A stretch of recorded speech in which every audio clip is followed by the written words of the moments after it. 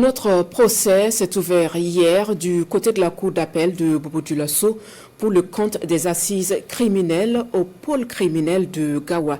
On se souvient, madame, monsieur, des agents du CCVA ont été assassinés à Banlo en août 2021. Et bien sûr, les 10 personnes mises en cause, 7 étaient à la barre pour fait d'assassinat et recel de cadavres. Après de longues heures de procès, les principaux accusés sont condamnés à la peine à vie. C'est Judekael Pouda pour le compte-rendu. Selon les faits expliqués par les 7 prévenus, il ressort que c'est suite à l'accident qui a ôté la vie à un enfant de 10 ans qu'un des témoins oculaires, l'oncle en l'occurrence, a lancé des cris.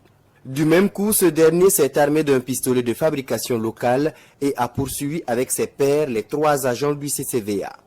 Malgré l'interpellation de certains qui étaient contre ces actes, ils ont continué leur sale besogne et s'en est suivi le drame de Ballon du 27 août 2021. À l'ouverture du procès avec les 7 accusés présents et les 3 autres en fuite, les charges qui pesaient contre eux comprenaient l'assassinat, le recel de cadavres, la complicité d'assassinat et de recel de cadavres, l'incitation à la commission de crimes, des actes de vandalisme, la détention illégale d'armes à feu et de munitions. Lors des plaidoiries, la partie civile relève un acte avec une incidence multiforme sur toute la région du Sud-Ouest, mais surtout sur les familles endeuillées.